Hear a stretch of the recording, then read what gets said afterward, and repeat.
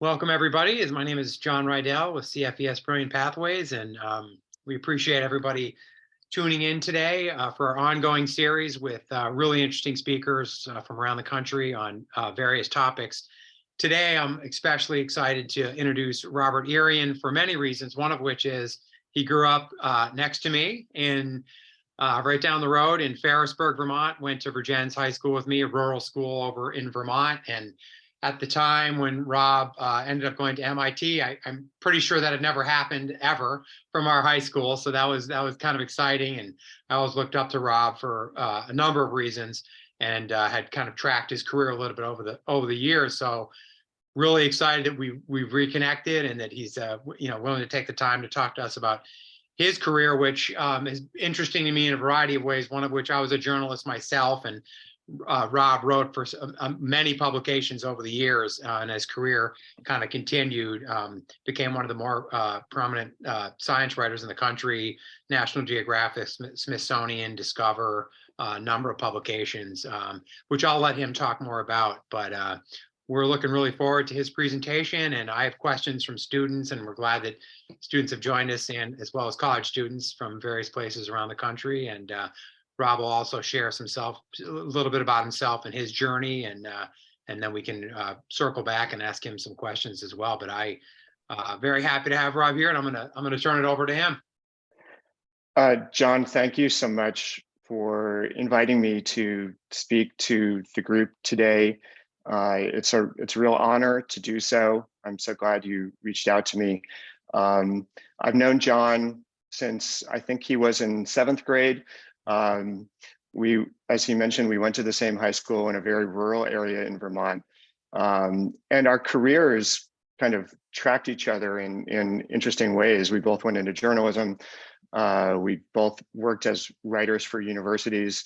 So it's been wonderful to reconnect many decades later.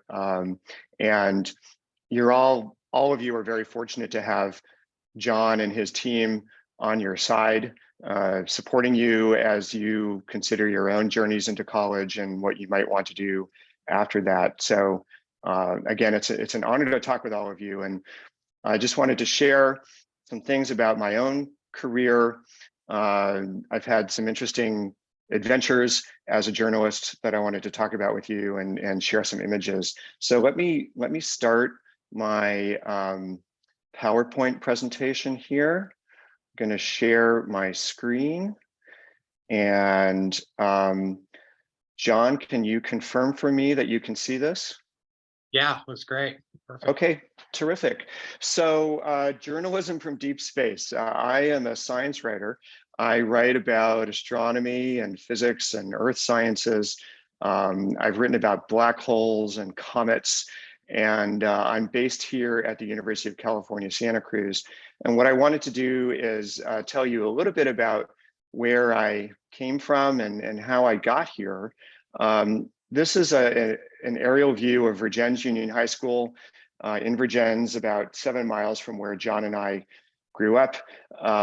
It's a high school that serves largely a farming community within about a 10-mile radius. It looks like the school is in the middle of a bunch of open fields, and that's because it is. We really grew up in a lovely part of the Champlain Valley in Vermont, and we were fortunate, John and I, to have some very dedicated teachers there.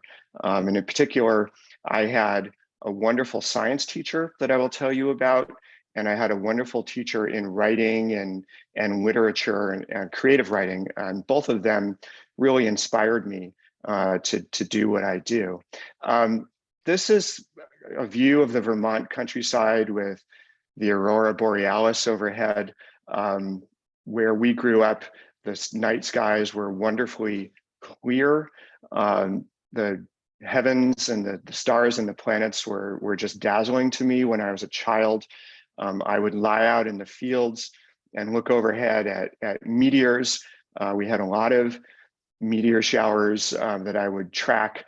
I had an aunt who fostered my interest in astronomy from a very young age, and she would send me astronomy picture books I went to planetariums with her in different cities like New York City and Philadelphia. And she always made sure that I knew when a meteor shower was happening so that I could go out and literally just lie in my backyard and look overhead and see images like this. Um, the science teacher that I mentioned at Virginia Union High School, he recognized this interest of mine. I had a number of classmates who were also interested in astronomy and space. He had a telescope that he would set up outside of the high school on dark nights, and we would go and look at things like the moon.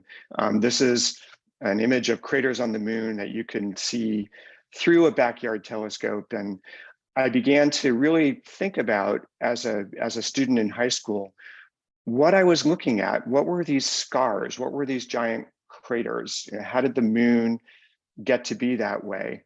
Why was it so dry and barren, whereas Earth was this wonderful, water-covered, life-filled planet? And all of this just burrowed deep into my curiosity when I was in junior high school and high school.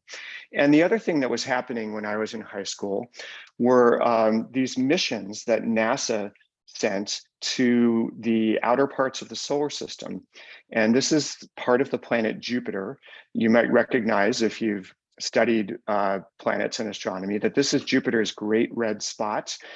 And the Voyager mission that NASA launched flew past Jupiter for the first time when I was in about 8th or 9th grade. And I was just absolutely blown away by these photos. This is a storm on the surface of the planet Jupiter that is large enough for 2 Earths to fit within the Great Red Spot. That's how big Jupiter is, that one storm on the planet could swallow our own planet 2 times over. I was fascinated by these whirls of gases on Jupiter. The other very influential thing that happened to me when I was in high school was Carl Sagan produced and narrated his television program Cosmos. And Cosmos spent a lot of time talking about the planets, Jupiter in particular, this moon of Jupiter, which is called Io. It literally looks like a pizza, doesn't it? It looks like a pizza with lots of fun toppings on it. But this is a moon that is being pulled and stretched like taffy by the intense gravitational field of Jupiter. And at the top here is a volcano that is erupting on the surface of Io. And this is not lava, but sulfur gas that is being ejected into the atmosphere of Io. All of this just captured my imagination. And Carl Sagan, this astronomer from Cornell University, talked about all of this so eloquently in his series Cosmos for the public broadcasting system. The planet Saturn is another favorite of backyard telescopes. I often had this view when I looked through the telescope at our high school. But the NASA missions revealed Saturn in a brand new way. This is one of my favorite images from NASA of Saturn. There are the rings of Saturn at the top, and you see this arrow underneath. That's Earth. We are looking back at Earth from 900 million miles away on the other side of Saturn. And this was another image that just blew my mind, that you could see this tiny dot in space.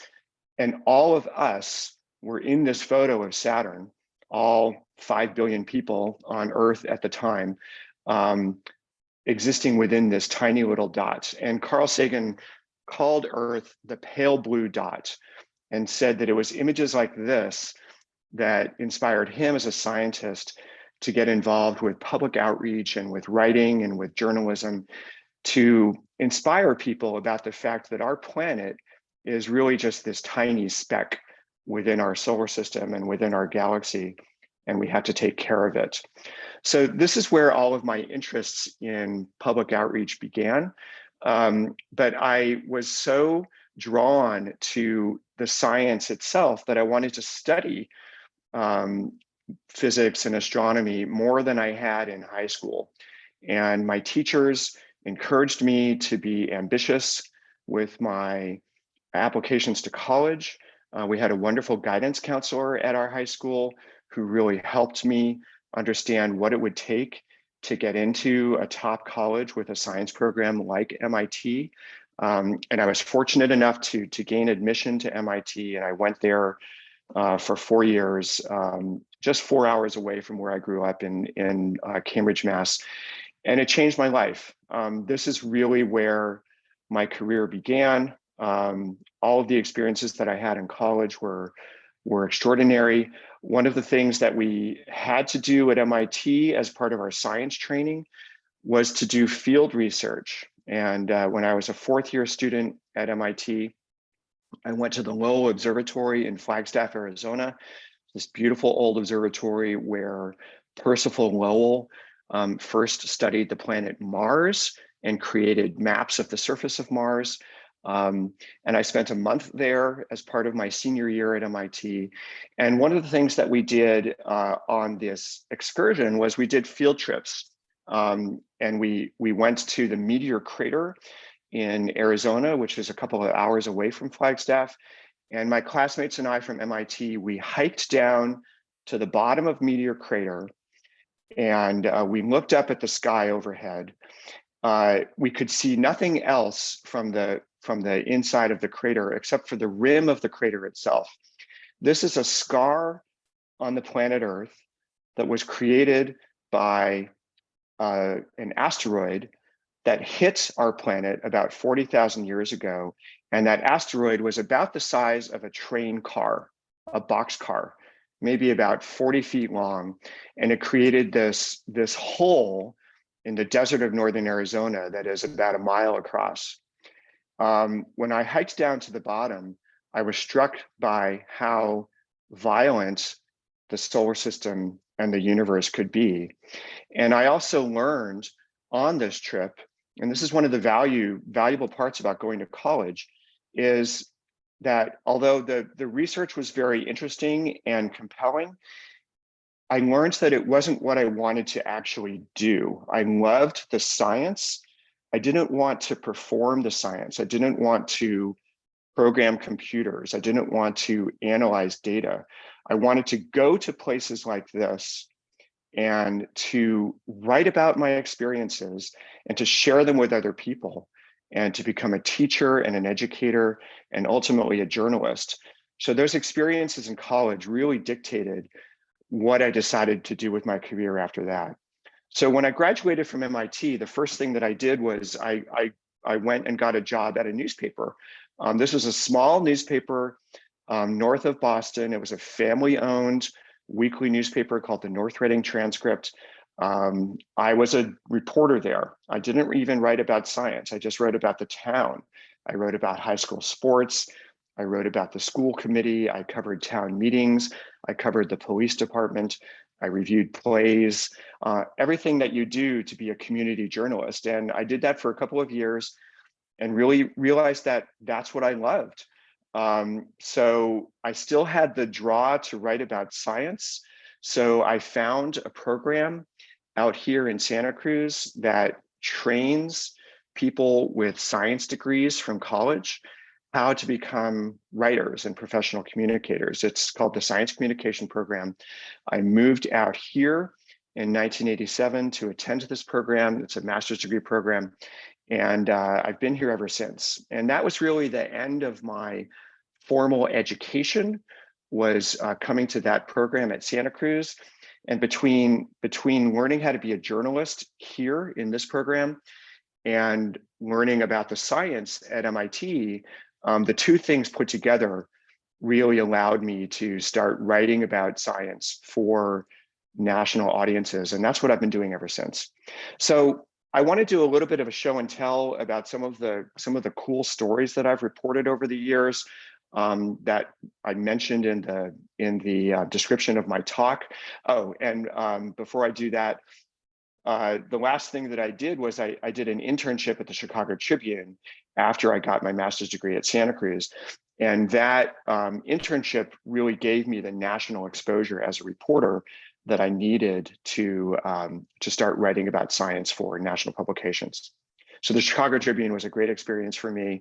I worked there for just one summer I published about 40 stories at the newspaper, and it really allowed me, it opened doors to become a national journalist. So one of the things that I've written about a lot over the years are comets. I hope maybe some of you have seen a comet. If you haven't, they come around every few years. They're absolutely beautiful. This is Comet Ison from 2013, which is one of the more stunning comets in terms of its physical beauty. It orbited so close to the sun that it actually dissolved. This was taken just before the comet broke apart. They are ancient pieces of our solar system. They are among the most primitive things in our solar system. NASA has always wanted to know, what are comets made of? So in 2005, there was a mission called Deep Impact, which sent a projectile into the nucleus of a comet to see what it was made of. And the best comparison that I could come up with as a writer was that comets were basically filthy, crusty snowballs, kind of black and crusty on the outside, but soft and fluffy on the inside, like snow after a couple of weeks on the side of the road. And there are these primitive bodies that are made of the ingredients of the solar system when the solar system was first formed more than 4.5 billion years ago. Another mission that I wrote about a lot as a journalist was NASA's Stardust mission, which was sent to a comet to collect pieces of the comet and bring them back to Earth. And you see this part of the satellite that looks like a tennis racket. This was filled with a very soft solid called aerogel, which collected pieces of the comet and kept them intact. And then they brought this paddle back to Earth within a capsule. And this is what the capsule contained. This is the aerogel. It's blue. It's a light blue, kind of very fluffy solid. This track that you see is a piece of the comet that the satellite flew past. And at the very tip, you can't even see it here, it's so small, is a dust grain sized piece of the comet that is literally 4.55 billion years old.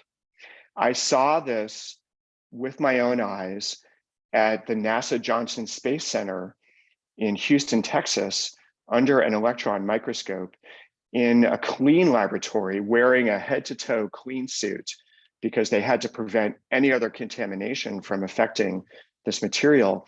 And I was literally looking at the bits of dust and dirt that formed everything in our solar system.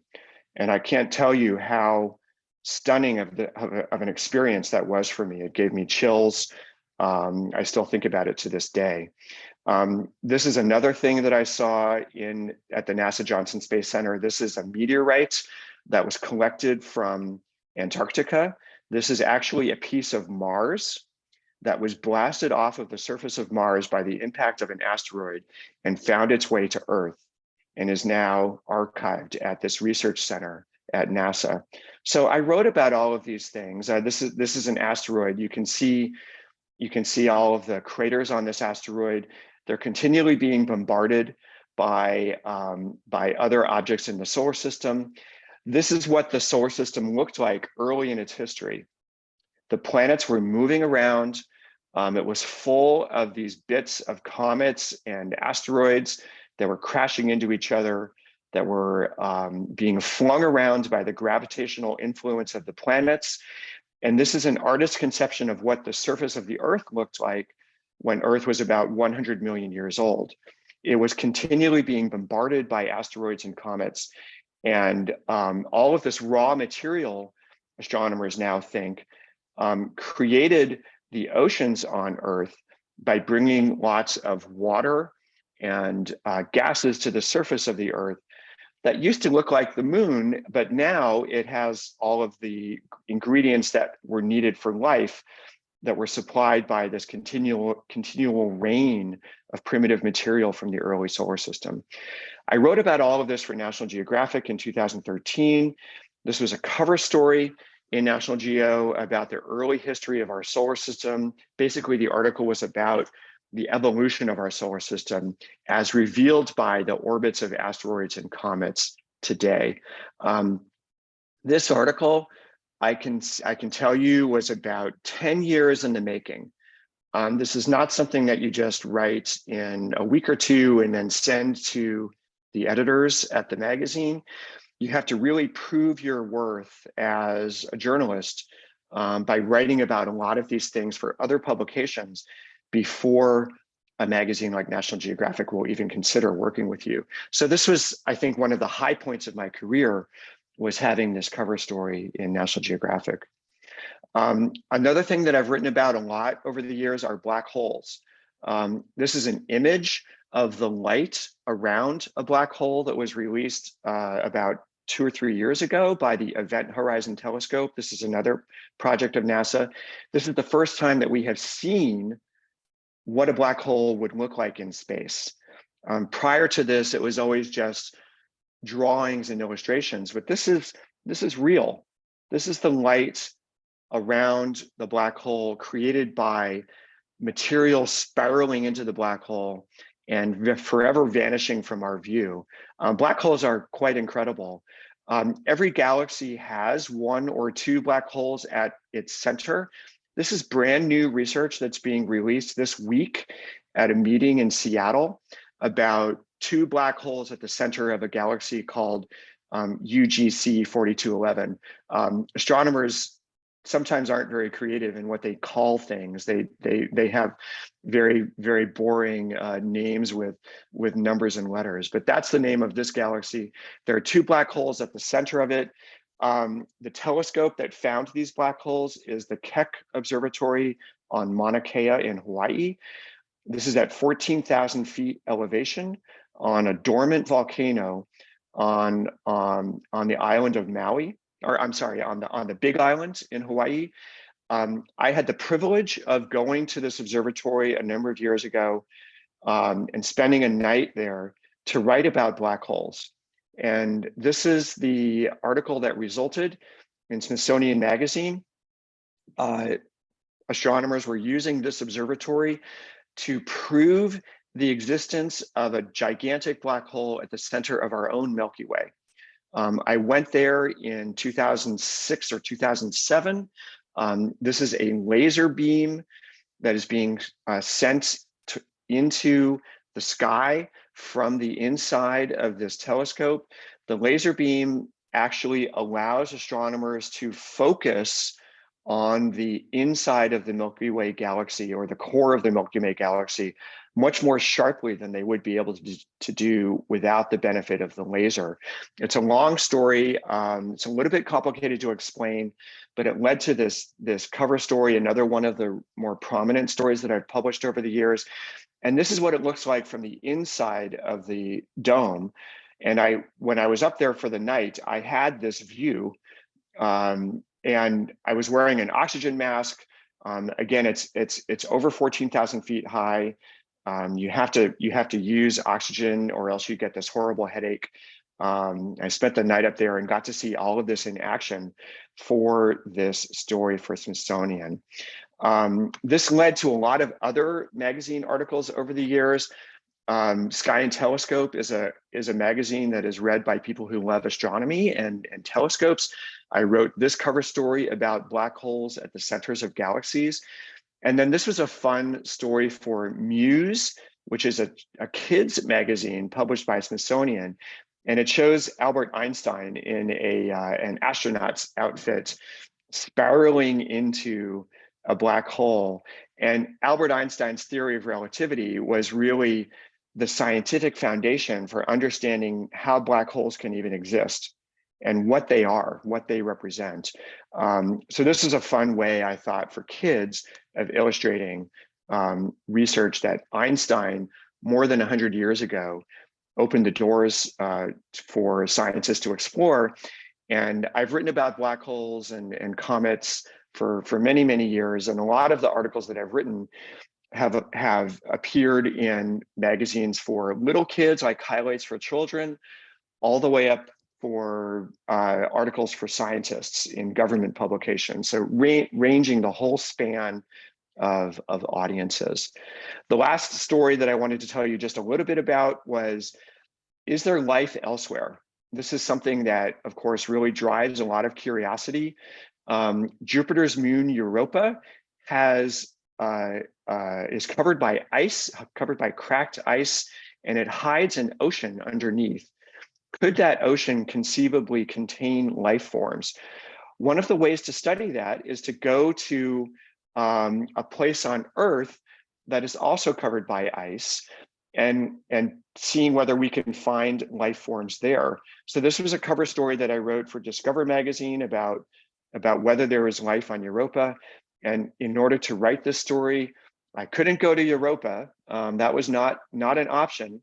So instead, the magazine sent me to the Arctic Ocean in northernmost Alaska, and I went out onto the ice pack with researchers who were looking for evidence that ice could exist, or that life could exist within the coldest parts of the ice pack.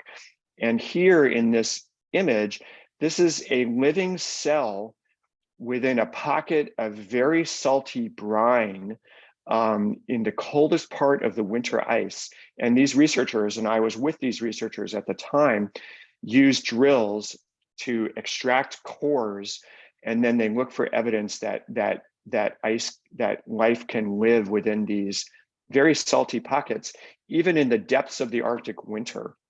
This is the kind of organism that conceivably could live in the ice-covered ice pack of the Jupiter's moon Europa, and NASA is now conceiving of missions to try to find that evidence within the next 10 to 20 years. Very, very quickly, I also had the wonderful experience of writing a book with Neil deGrasse Tyson called One Universe at Home in the Cosmos. This book came out in 2000, and this also opened a lot of doors for me as a journalist. Many of you have probably seen Neil in his television programs. He was a wonderful collaborator, had a great time working with him on this book. This is a vest that he loves to wear. He's a very charismatic person. You know, his personality is enormous, and he's the kind of scientist that is carrying on Carl Sagan's tradition. When I was in high school, Carl Sagan was the one who inspired me, and I think now Neil Tyson is the one who is inspiring a lot of high school and college students to study astronomy. I'm going to skip past this and just go through just very quickly with you some of the things that I did that allowed me to do what I do today. I did a lot of creative writing in high school and college. I had a passion for creative writing. So I was writing all the time, and I had wonderful teachers in high school that fostered my creativity as a writer. And I followed that passion when I went to college. So even though I went to MIT to study science, I continued doing writing, and I got involved as a student journalist at MIT. There were some student newspapers at MIT that I joined as a writer. And then I became an editor when I was a junior and a senior at MIT. And that allowed me to get this job as a newspaper reporter in Massachusetts that I told you about. If you have the option to get involved with student publications at any step along the way in high school or in college, I highly recommend that you do that. It's a wonderful experience. And even if you don't become a journalist, improving your writing is something that will serve you well no matter what career you go into. I then went to this master's program that I told you about in Santa Cruz.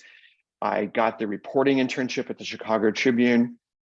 All of those experiences combined allowed me to become a science writer.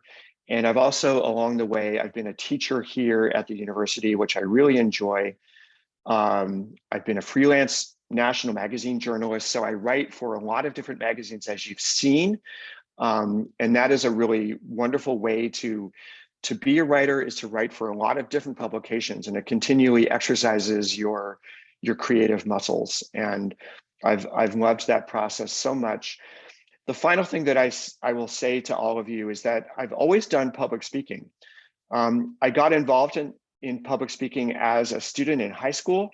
My high school offered a speech contest, which I did when I was a senior. And that allowed me to become comfortable on stage in front of people. I also joined the drama club in high school, and I was an actor and a singer. I did The Sound of Music in high school. John might remember that. When I was a senior, I was actually Captain Von Trapp. All of that made me comfortable speaking with public audiences. And part of being a journalist is interviewing scientists. So learning how to be a public speaker and being confident with myself in public settings, when I turned the tables and then started interviewing other people about what they do, all of those experiences came back to me and helped me be more comfortable doing that. This is where I live and work at UC Santa Cruz. It's an absolutely wonderful slice of Central California. We overlook the Monterey Bay, and it's been a wonderful home for me for the last 35 years.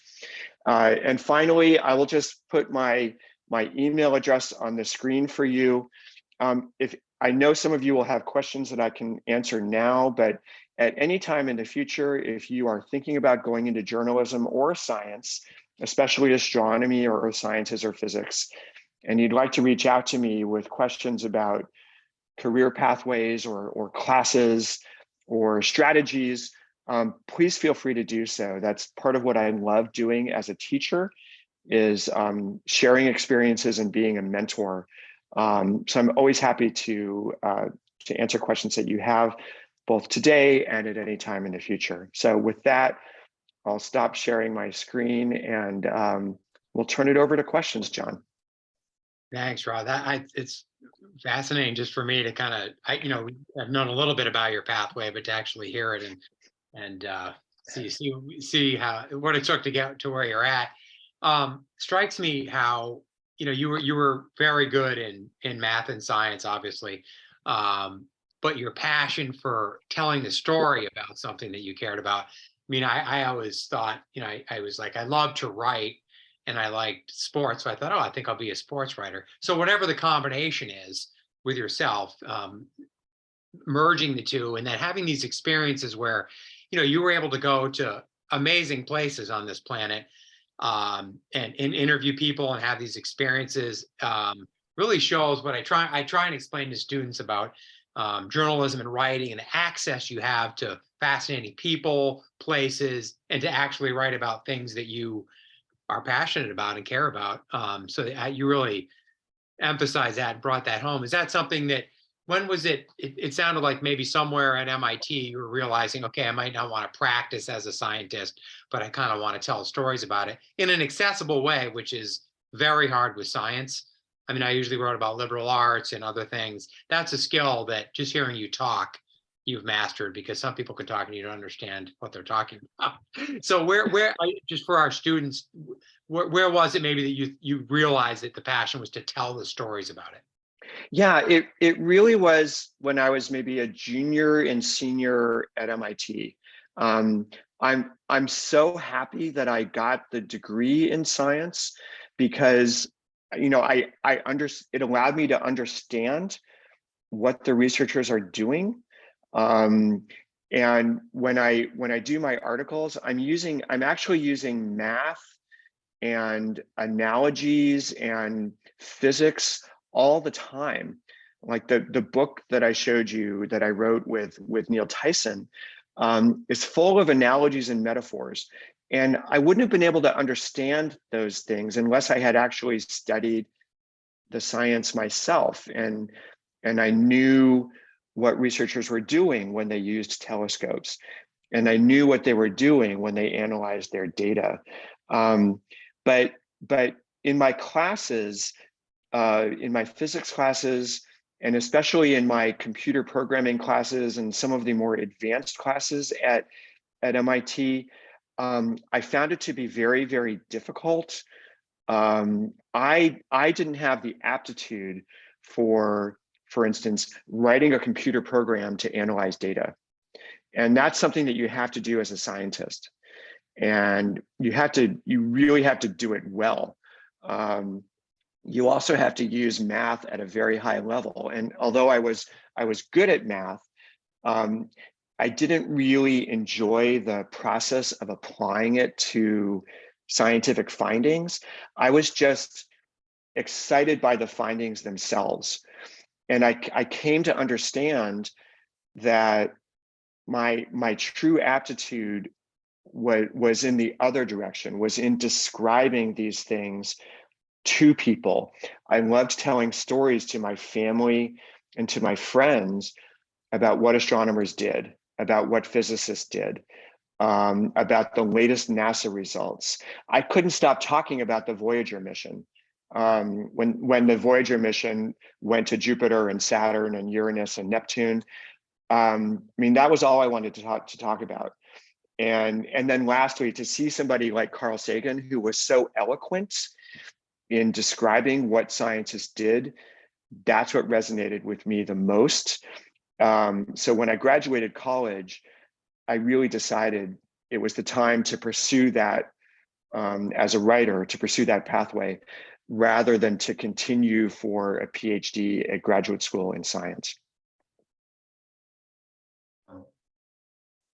It's interesting too. I know, like your first job in was it North Reading? Yeah.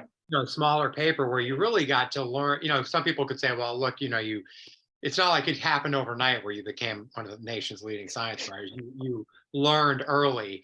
In that paper, talk a little bit about that. It sounds like you got a real good sort of covering a lot of different topics on the ground, daily journalist, grinding it out. That had to be helpful. Sort of the science piece of it makes so much sense because you had to really understand that to be able to write about it. But then you got this great early training that seems like a great merger of the two. Yeah, absolutely, John. So the newspaper had 3 reporters. So we had to cover the whole town. We had to learn how to very quickly how to talk to people. That's basically what being a community reporter is continually talking to people and telling their stories in the town. One of the favorite things that I did, and I know that you did for many years, John, was covering high school sports, because in a small town, the readers love their sports teams. They love rooting for the high school. They love going to watch the basketball games and the baseball games and the football games. And I did that, and I learned how to tell a story. Editors and teachers of writing, they call this a narrative. You're telling a story about people's lives. And in a small town, I think North Reading had maybe 15,000 or 20,000 people. Everyone reads the community newspaper. So if you want to learn how to write about anything that is thrown at you, that an editor might assign to you, that's the place to do it.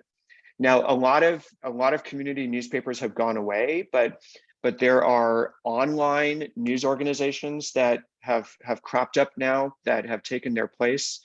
So if any of you in high school watching this are interested in writing as a profession, ultimately, getting involved with one of your community news organizations or your high school news organization, you just can't go wrong. It is a fantastic first step, and it is really learning the foundations of what it means to be a storyteller and a journalist at a small organization like that. Yeah, that's and this we have one question too here that segues into that. Because you teach, you're teaching students, you do that at Santa Cruz. The question's a little bit more about like how have things changed over the years? You'd mentioned obviously circulations have dropped significantly for daily publications in small towns, but what are some of the ways? And I know you work with your students when they graduate to help them get jobs and to help them write for publications. How has this sort of changed, and how would a student today approach? If they did go to college and wanted to write about whatever it might be that they're passionate about. What are the outlets like today? And obviously it's more of a virtual world, but what's some advice you might have? Yeah, so the main thing is learning how to tell stories in different ways than I ever did. So when I was growing up, and when I went into journalism, it was all about writing. It was all about the articles. I took pictures too. When I worked at that newspaper in North Reading, I was also a photographer. All of the reporters were expected to bring a camera with them at all times. So I took pictures at the events that I covered, the high school games, the plays, the committee meetings, and so on. So I learned how to use a camera, which is also a great skill. But I think the main thing that has changed over the years, and especially in the last maybe 15 years or so, is that so many readers are getting their stories visually through the video platform, through slideshows, through short videos. I personally don't use TikTok and Instagram, but those things are huge, especially with younger readers today. So learning how to combine journalism and storytelling with the platforms that describe stories in those sorts of shorter visual formats is a really essential skill. Now, I'm old-fashioned, and I also feel that even as the decades go along, there are still going to be many, many readers who want more information than you can get from a TikTok or an Instagram.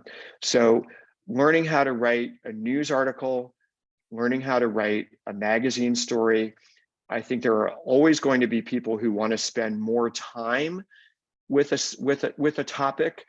So learning how to do both forms is really how our education for up and coming journalists has changed.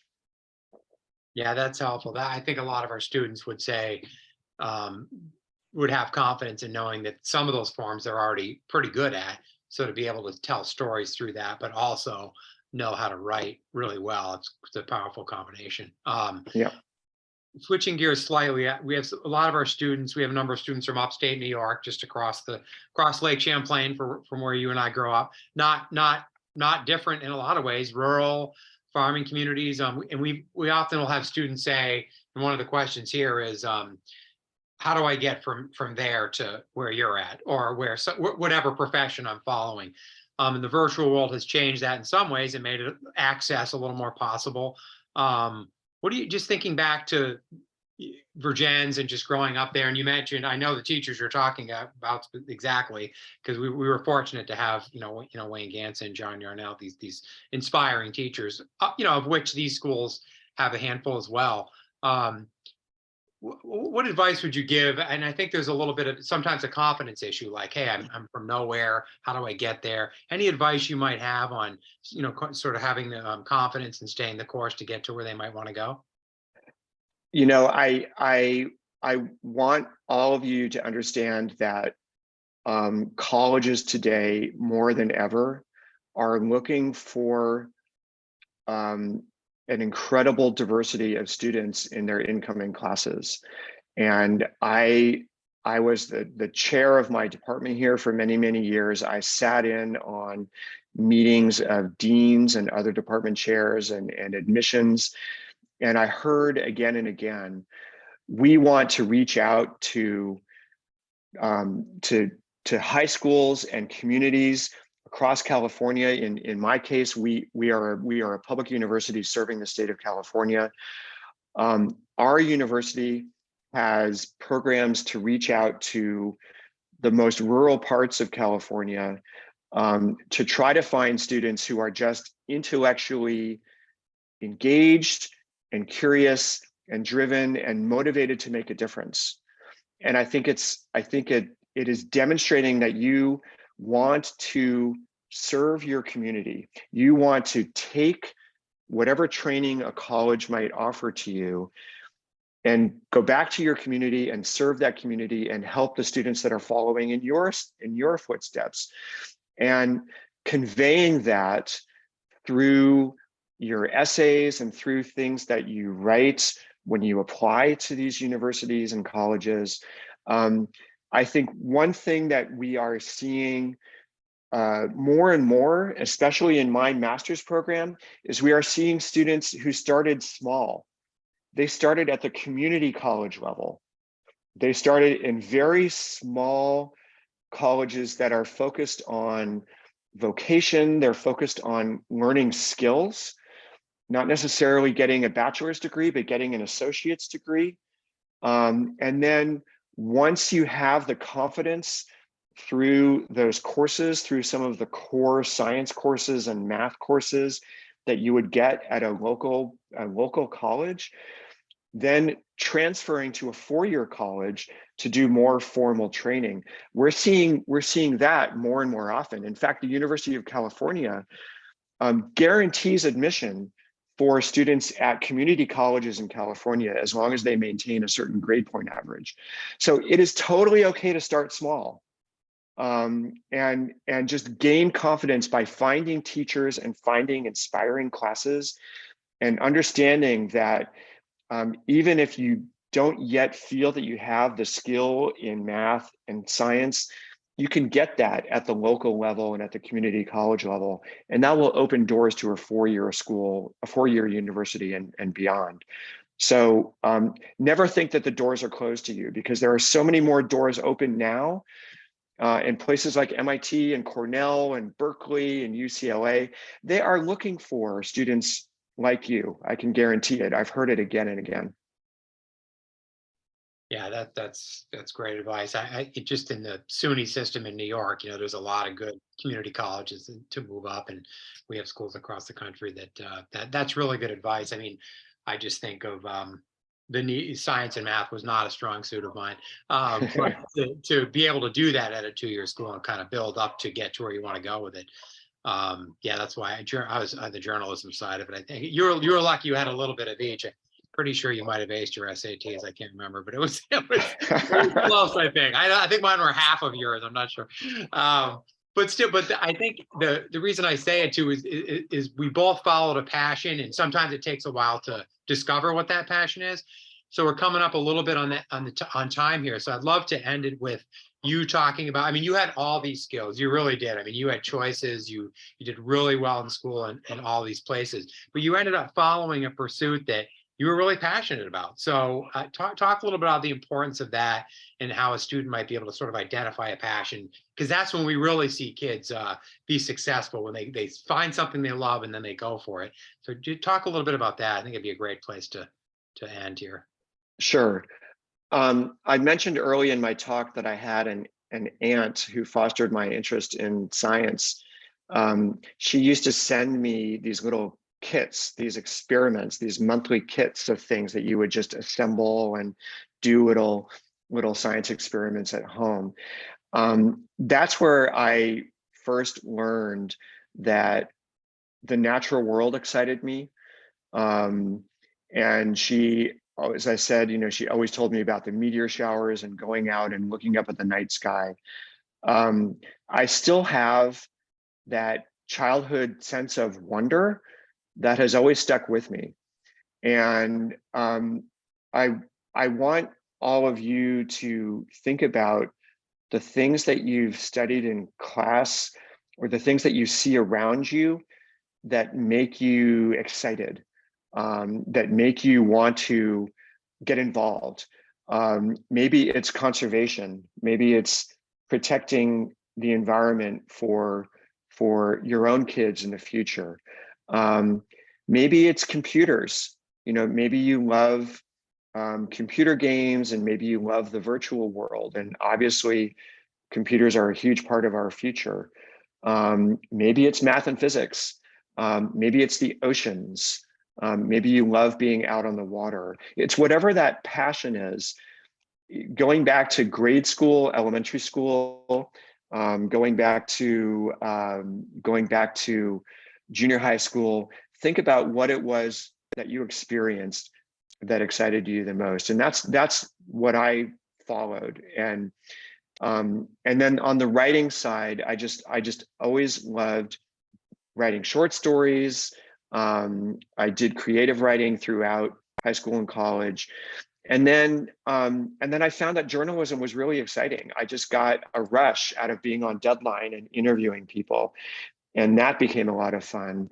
And then finally, John, my career I've been a teacher now for more than 25 years, in addition to being a writer. And I think a big part of that is because I saw what teachers did for me. Seventh grade, eighth grade, ninth grade, and then a few very influential teachers at MIT. And I wanted to return the favor, and I just learned that I loved being in the classroom.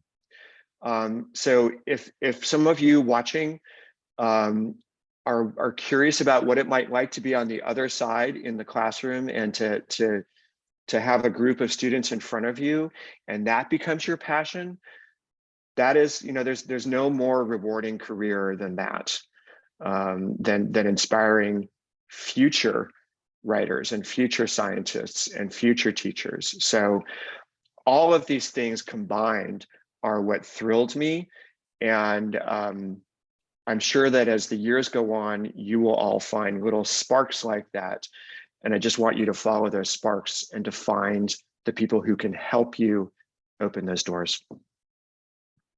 Yeah, that's great advice, and a really good place to leave it for students to think about that. And I like how you tie in your work as a teacher. I'm sure that's really gratifying, because a lot of our teachers who are going to share this and with their students play significant, hugely significant roles in the future of of all of our students. But we often talk about passion to them, and finding what it is, because otherwise, jobs are tough if you're not passionate about it. Everybody's had to do jobs that they haven't loved, let's say, but over the long haul, it's difficult to sometimes maintain that if there isn't some element of passion. And your mention of wonderment as a younger person, and just never really letting go of it. You mentioned the rush of a deadline, and I go right to it. And we have similar careers, and I can really relate to a lot of what you're saying about just the parts that I loved most. So that's our goal, is to really get our students to identify what that passion is. And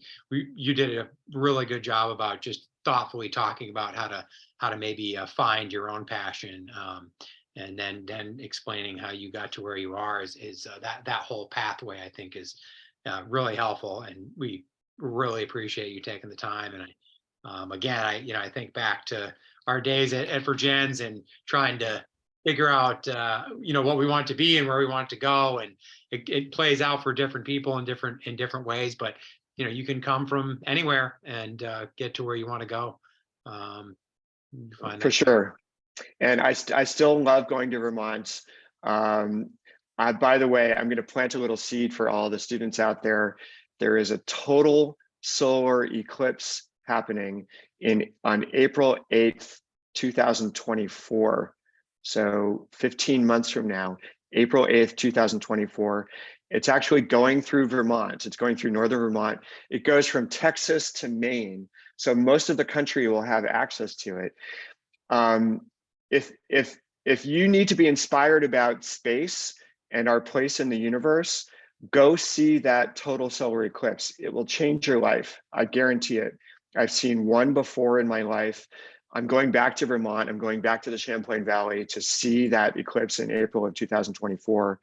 And I hope a lot of you can watch it as well. Talk about being passionate. That will get you excited about our sun and our earth and our solar system. That's awesome. Yeah. Supposedly that's a good vantage point from in Vermont, where we grew up, in the New York side too, right? Yes, absolutely. Yeah. Awesome. Well, hopefully I'll be watching it right down the street of my old house where my stepmom still lives. Yeah. So. I'll be there, North Ferrisburg, Vermont. Awesome. Yeah. Well, thanks again, Rod. This has been tremendous, and really appreciate it. And like you said in the beginning, we'll have students, if they have any questions, we really appreciate you answering any of those, and we'll have them send them your way, and hopefully to continue the conversation. Great. I would love to hear from anyone who's watching this. My email address is on that last slide, so please feel free to reach out to me. I'd love to hear from you. All right. Yeah. Thanks again, John. This has really been a pleasure. Yeah, absolutely. Let's catch up. I enjoyed it. And thanks again, and we'll talk soon. Okay. Okay. Bye, everybody. Bye-bye.